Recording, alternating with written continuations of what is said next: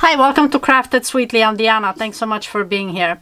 In this video, I'll show you how to do a horizontal photo strip book instead of your usual vertical. So this is going to be in this position. Not very difficult, but we'll go through it quickly.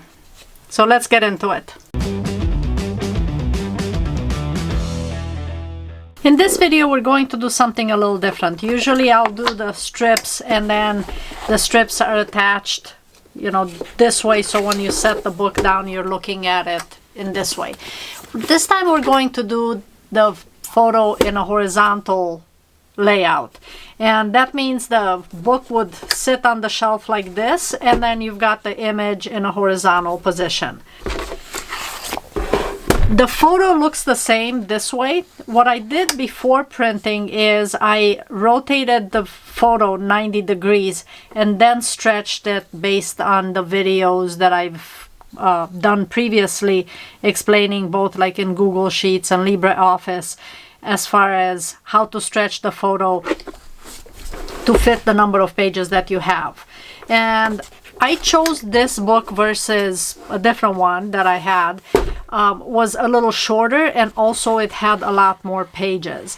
So I thought, because this will end up being a car once the strips are cut and applied, and if it's this way, it's just gonna look better if the book is longer and not quite as many pages, so that it's not really kind of open too far this way.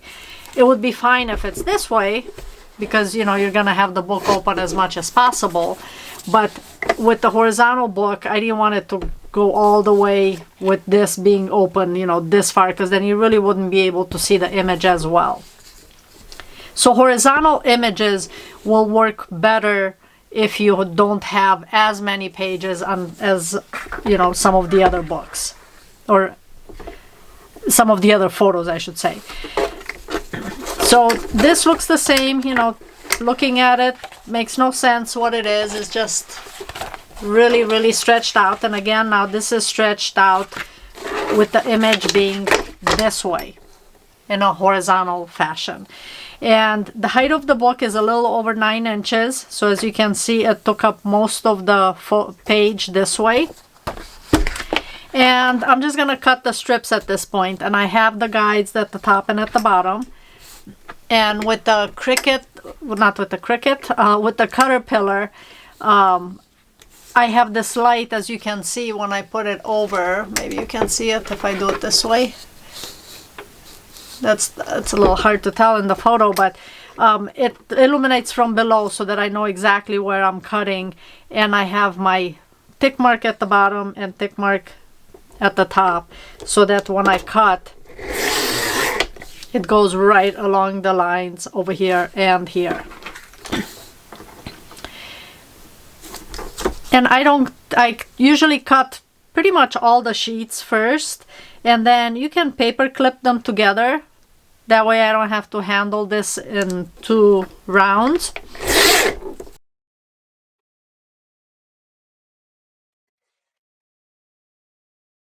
But having the light below it really helps, because I know that everything is lined up.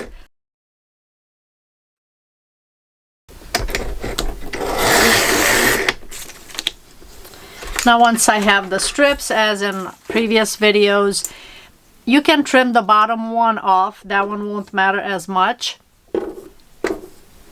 25, 29. Okay, and then these strips get folded, so you can, if you choose to score this prior, and I've done a couple videos where I use a score board like this, where I score sort of in the middle of the strip right here.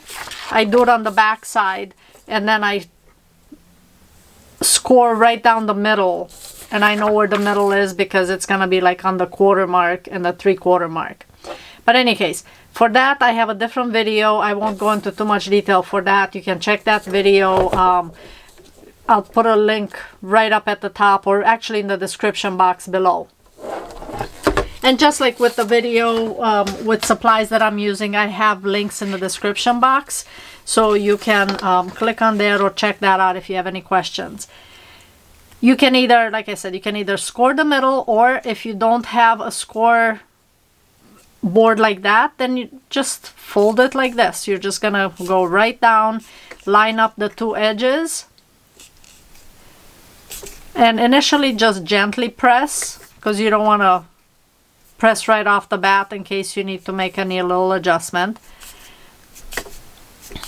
And then once you have it down, then at that point I use a bone folder and I run it along the whole strip to make sure that I have a flat and completely like really creased strip like this. Okay, so if I look at it from this angle here, I mean, it's super crisp on it because I use the bone folder. And these I cut all of them at once. And then as far as the strips, I will usually do, you know, a couple of the batches, meaning like 2 pages at a time that I will fold. And then I'll go to the book and apply them. I just find that process, instead of having, you know, 150 strips everywhere, I'll just do a couple of pages of these worth and then I'll apply them to the book. So this part, you know, can certainly come off right off the bat because you have another marker right at the bottom. So that I've trimmed off. Even if it gets mixed up, I still have a number up here and I know where that goes. So I'll check back in as far as applying this, although I've done a few videos on that as well. I'll cut some of these up and apply some to the book, and then I'll show you how I'm applying it, just in case this is like the first time joining my channel. I've done quite a few pages by this point, so I have about 70 pages left or so. And this is what I usually do. I'll just fold like this, you know, a couple pages worth, so that I can move a little faster with the process. And then once I have the strip, then I will trim off the top part, because at this point I know what number I'm on, so I can trim that off. And I just wanted to show you this process in case this is the first video you're watching. But I do have a whole bunch of videos on book folding and photo book art, making your own pattern, that kind of thing. So with the double-sided tape, I'll just go in several spaces along the edge. I don't do the whole thing just because it's really not necessary and I don't want to waste that much double-sided tape.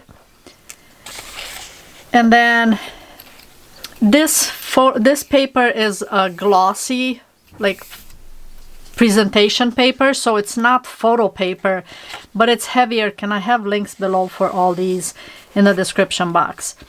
And then I pull it along here. I want to make sure that this edge right here is completely flush.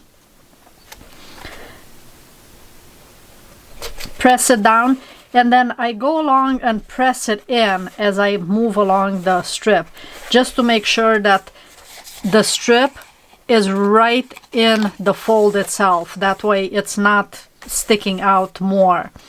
And this one was a little longer than I thought, so I have to trim off about 1 millimeter on this end. So I just trimmed that little piece off right there. And then I move on to the next page. So it's the same process with each one of these, and I'm using a book folding stand that just makes it easier. But if you don't have one of these, then you can certainly use your phone, put, you know, the remote control, something to hold these pages down. So you can use that absolutely. But I just find the book stand easier.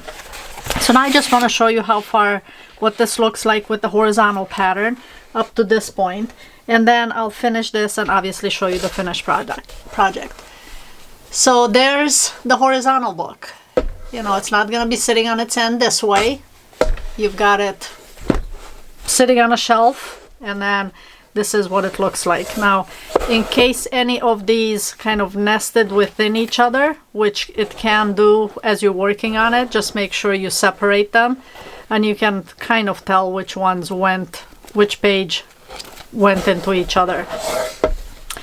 But that's pretty cool. This works really well for almost like panoramic type of photos. Isn't that cool? So the only thing that I really did different was rotate the photo 90 degrees before making the pattern for it. Okay, finish off these last 70 pages and then show you the finished project. And then once the book is complete, then this is what it looks like. So pretty awesome to do it in a horizontal manner. This again works for really great for panoramic types of photos. If you have any questions, please comment below. Would love to see your projects in my Facebook group. Thanks so much for watching, and I'll see you next time.